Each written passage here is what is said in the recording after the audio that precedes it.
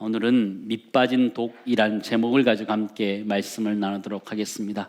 우리는 1년에 하프타임이라고 말할 수 있는 여름의 7, 8월 시간을 보내고 있고, 이 시간 동안 우리는 우상 숭배라는 주제를 가지고 말씀을 살펴보고 있습니다.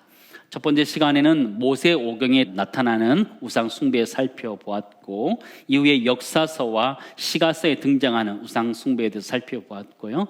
오늘은 선지서에 등장하는 우상 숭배에 대해서 살펴보고자 합니다. 선지서에 등장하는 선지자들이 가장 크게 외쳤던 메시지, 분명한 메시지가 한 가지 있는데 그것은 무엇이었을까요? 한번 생각해 보시기 바랍니다. 선지자들이 오고 오는 선지자들이 그렇게 외쳤던 메시지가 한 가지 있다면, 한 가지로 딱 정리한다면 그것은 무엇일까요? 그것은 바로 여호와께로 돌아오라라는 것입니다. 여호와께로 돌아오라. 호세아서 14장 1절 2절 말씀 보시기 바랍니다. 우리 같이 읽겠습니다. 이스라엘아, 내 하나님 여호와께로 돌아오라. 내가 불의함으로 말미암아 엎드려졌느니라. 너는 말씀을 가지고 여호와께로 돌아와서 아뢰기를 모든 불의를 제거하고 선한 말을 받으소서. 우리가 수송아지를 대신하여 입술의 열매를 주께 드리리이다. 이렇게 고백하는 것이죠. 이 호세아 선지자가 외쳤던 메시지가 뭐예요? 여호와께로 돌아오라라는 것이죠. 그럼 도대체 이스라엘 백성들은 어디 갔던 걸까요? 돌아오라 그랬는데 어디로 갔던 것일까요? 그들은 그들의 우상들에게 마음을 뺏기고 그들의 행동이 빼앗겨서 멀리 갔던 것이죠. 그들에게 이 선지자들은 선지서를 통해서 여호와께 돌아오라 끊임없이 말씀하고 있는 것이죠. 우리는 우상 숭배라는 주제를 살펴보고 있는데요, 우리가 일평생 신앙생활하면서 우상에 대한 설교를 많이 듣는데 우상이 어떤 종류가 있는지 여러분 기억하십니까?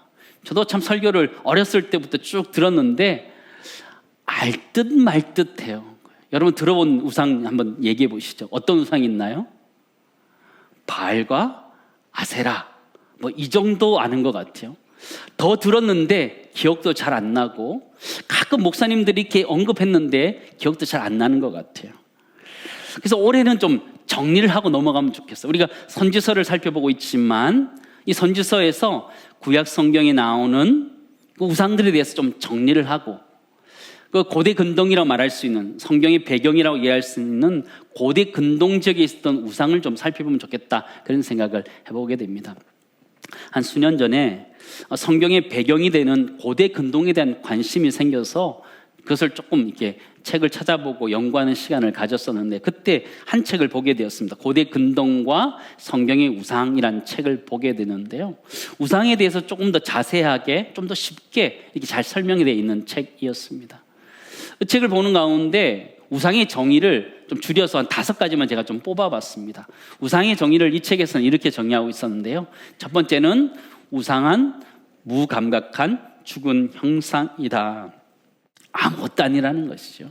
그냥 껍데기이다, 그냥 아무것도 아니다, 이렇게 표현하고 있을 거예요. 두 번째는 우상은 인간을 위해 만들어진 것이다. 우리 인간의 탐욕을 위해서 만들어진 것이 바로 우상이다, 이렇게 정의해주고 있었고요. 또 하나는 우상은 제의에서, 제사를 드리는 의식에 있어서 음행, 매춘 행위들이 동반되어진다, 이렇게 정의하고 있었습니다. 우리 인간의 탐욕과 욕망과 그런 것들이 잘 포장되어 있다, 포장하는 것이 우상 숭배였다, 이렇게 밝혀주고 있었고요. 네 번째는 우상은 하나님이 받을 경배와 영광을 가로챈다.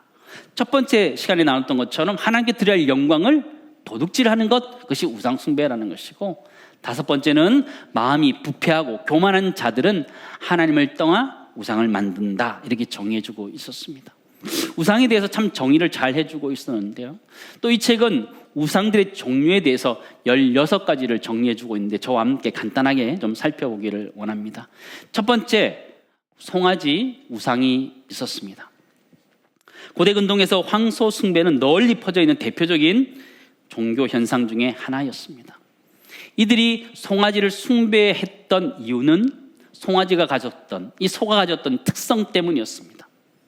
길들여지지 않는 야생성 때문에 그것이 힘의 상징을 의미하기도 했고, 그가 가지고 있던 성욕과 생산 능력 또한 왕성한 활동 때문에 풍요를 상징하는 신으로 이 송아지 우상이 섬기게 되었다 이렇게 알려져 있고 성경에도 그런 기록들이 있습니다. 두 번째, 드라빔 우상이라는 것이 있습니다. 요세푸스에 의하면 메소포타미아 지역의 종교에 따라서 예배드리는 형상, 저렇게 기도하는 모습처럼 드린 것이 드라빔이다 이렇게 알고 있습니다. 아주 작은 형태부터 조금 큰 형태까지 드라빔이 있는데 이것은 가정을 수호하는 우상이다 이렇게 알려져 있습니다. 신의 형상이다 이렇게 알려져 있고요. 성경에 보면 야곱의 삼촌 라반도 이 드라빔을 가지고 있습니다. 그 가정을 수호하는 신이다 이렇게 알려져 있었고, 그 당시 드라빔이라는 것은 상속권을 가진 자가 그것을 소유하도록 되어 있었습니다. 그러므로 이 라헬이 자기 아버지 라반으로부터 이 드라빔을 훔쳐가는 것이죠. 왜 훔쳐가는 거예요? 상속권을 훔쳐가는 것이죠. 그런데 사실은 아무 소용이 없었던 것이죠. 훔쳐간들 아무 소용이 없는 것이죠. 야곱이 형의 장자권을 훔쳐간 것이 아무 소용이 없었던 것처럼 이 드라빔도 아무 소용이 없었다는 것을 성경은 가르쳐주고 있습니다. 세 번째는 돌기둥이라는 우상이 있습니다. 돌은 항상 종교의 중심에 상징성을 내포하고 있었고 사람들은 그것을 가지고 비석을 만들기도 하였습니다.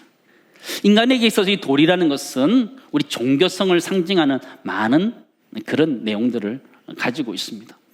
우리가 등산할 때도 보면 돌을 이렇게 하나 둘 쌓아놓은 것들을 보게 되죠. 누가 쌓으라 말하지 않았는데도 자연스럽게 올라가는 사람마다 이렇게 쌓는 것을 보게 되죠. 고대인들은 이 돌을 신성한 것이다 이렇게 보았고 신의 현현이다 보기도 하기도 했다라고 합니다. 종족 간의 협약을 맺을 때 돌을 가지고 협약을 맺기도 하기도 했고요. 또 돈으로 사용되기도 했고, 또 특별히 이게 구멍이 뚫린 돌은 신성한 것이다 이렇게 생각하기도 했고 성스러운 물건이다 이렇게 생각하기도 했습니다. 또 돌이라는 것은 주술사들이나 무당들이 점을 칠 때 사용하기도 했고요. 또 치료할 때 사용하기도 했고 보석으로도 사용하기도 했습니다. 고대 아랍인들은 돌들을 숭배했고요. 이슬람 종교에서도 이 돌을 신성시합니다. 그들의 메카에 검은 돌이 있는데요. 그들이 카바라고 하는 그 신전에 보면 그 옆에 돌이 모퉁이 하나 박혀 있습니다. 검은색 돌이 박혀 있는데 그것을 신성시하는 것, 또 인간의 본성이고 우상 숭배라는 것이죠. 네 번째, 엘과 바알이라는 우상이 있습니다. 엘은요, 우가리 문헌에 의하면 최고의 신이었다, 가나안의 최고의 신이었다 이렇게 알려져 있는 신입니다. 강들의 근원에 살았다라고 알려져 있고 신들의 아들들의 최고의 회의를 주관했다 이렇게 알려져 있습니다. 그리고 고령의 지혜의 신이었다 이렇게 알려져 있습니다. 근데 이가 나이가 들어가면서 이 가나안에 있는 이 바알 신에게 자신의 그것들을 물려주었다 알려져 있습니다. 그래서 가나안의 주신이 바알이었다 알려져 있습니다. 근데 이 바알이라는 것은 여러분 우리가 들었던 것처럼 비와 폭우 이런 것들을 관장하는 신인 거예요. 비를 내리기도 하고 그치기도 하는 신이라는 것이요. 그래서 가나안 땅에 정착했던 이스라엘 백성들은 그 가나안 백성들이 섬기고 있었던 이 바알에 관심을 두게 됩니다. 비를 오게 할 거냐 말게 하냐 중요했기 때문입니다. 이 바알은요, 건기와 우기를 주장한다 이렇게 이야기했습니다. 바알이 죽으면 건기가 오는 거고 바알이 살아나면 우기가 오는 거예요. 그 바알이 죽었다 살아난 걸 통해서 건기와 우기가 바뀌어가면서 그들에게 비를 주었고 풍요함을 주었다. 그래서 이 가나안 지역의 사람들은 이 바알을 섬겼다라고 알려져 있습니다. 다섯 번째, 아세라와 아스타롯이 있습니다. 여신이다 이렇게 보시면 될 것 같고요. 풍요와 다산을 상징하는 그런 신이었다. 궁핍했던 그들에게 있어서 이 신은 그들에게 풍요함을 준다라고 생각했던 것, 그것이 바로 아스타롯, 아세라 이런 신이다 이렇게 알려져 있습니다. 특히 아티라치라고 알려져 있기도 한데요.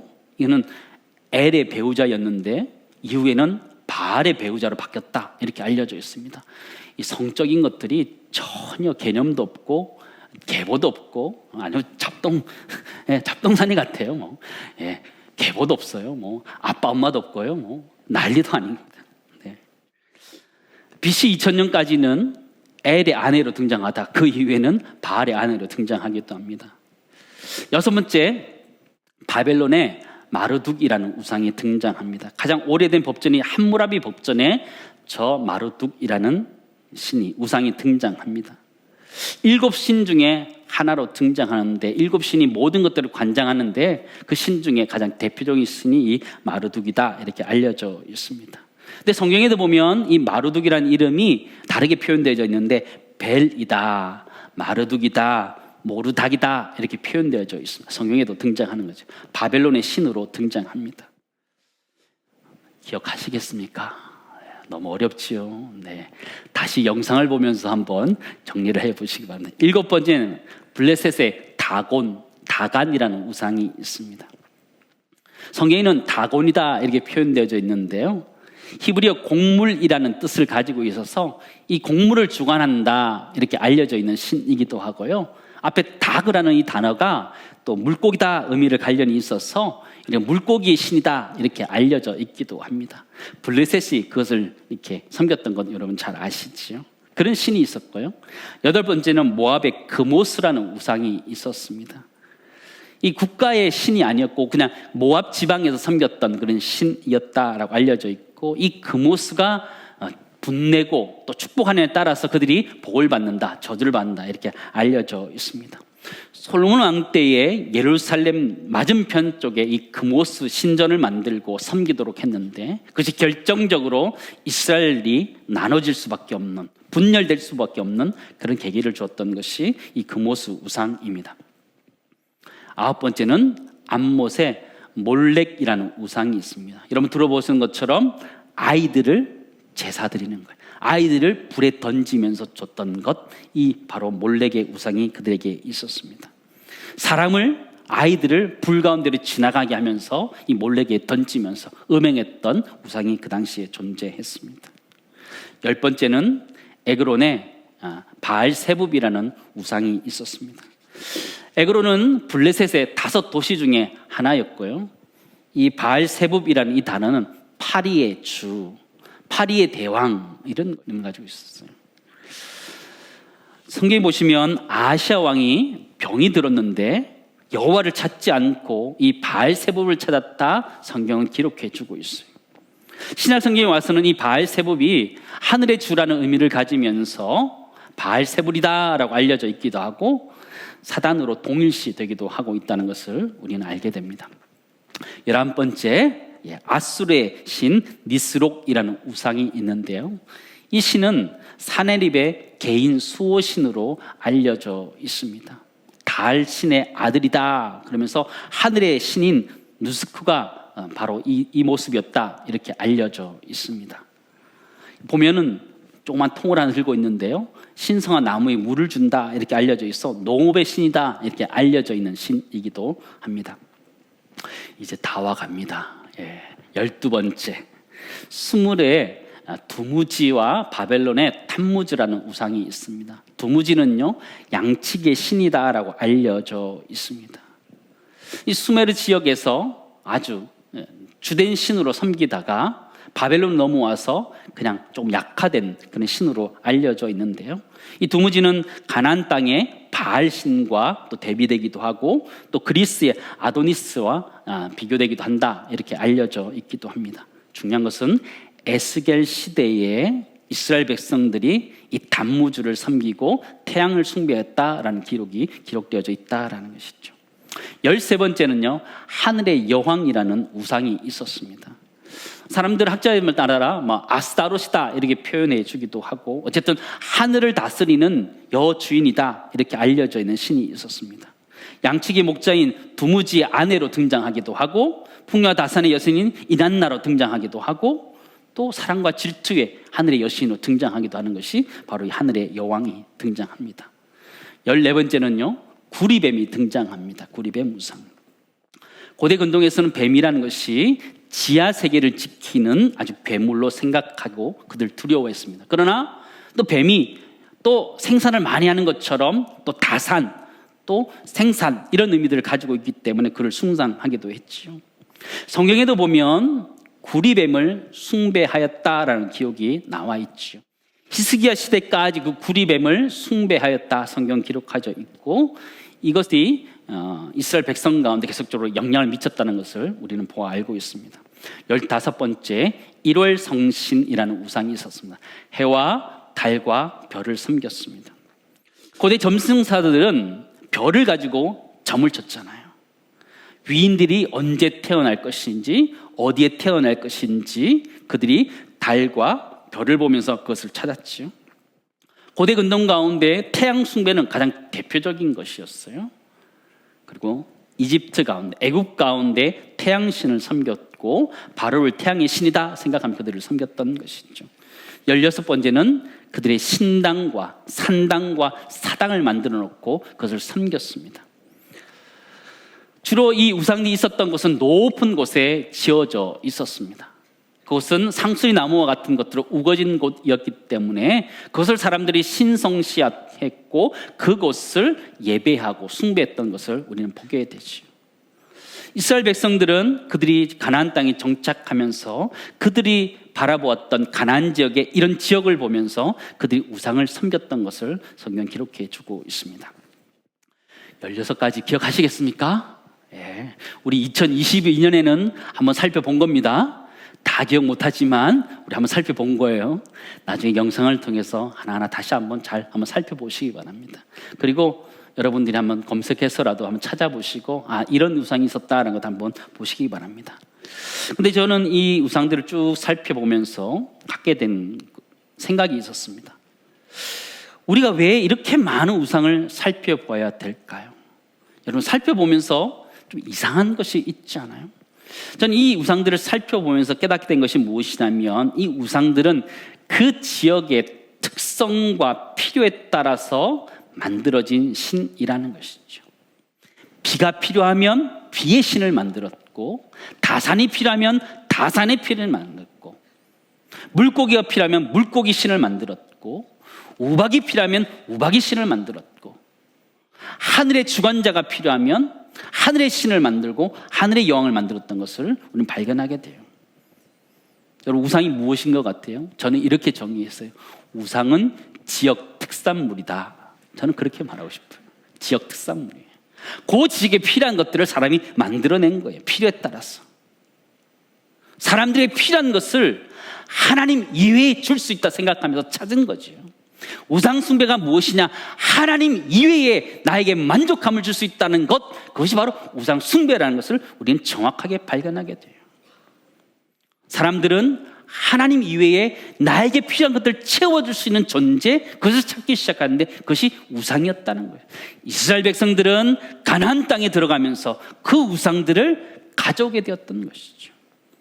선지서가 전하는 메시지가 무엇일까요? 우상에 대해서 예레미야 2장 5절 말씀 보시기 바랍니다. 우리 같이 읽겠습니다. 나 여호와가 이와 같이 말하노라. 너희 조상들이 내게서 무슨 불의함을 보았기에 나를 멀리하고 가서 헛된 것을 따라 헛되이 행하였느냐, 이런 거죠. 성경은 우상에 대해서 뭐라고 그래요? 헛된 것이다, 헛된 것을 따라 행했다, 명확하게 이야기해 준다는 것이죠. 성경 그것을 터진 웅덩이다 이렇게 표현하는 거예요. 농사를 위해서 물을 가두어서 웅덩이를 만들었는데 터진 웅덩이라는 거예요. 채우고 채워도 채워지지 않는 것, 그것이 우상이라는 것이에요.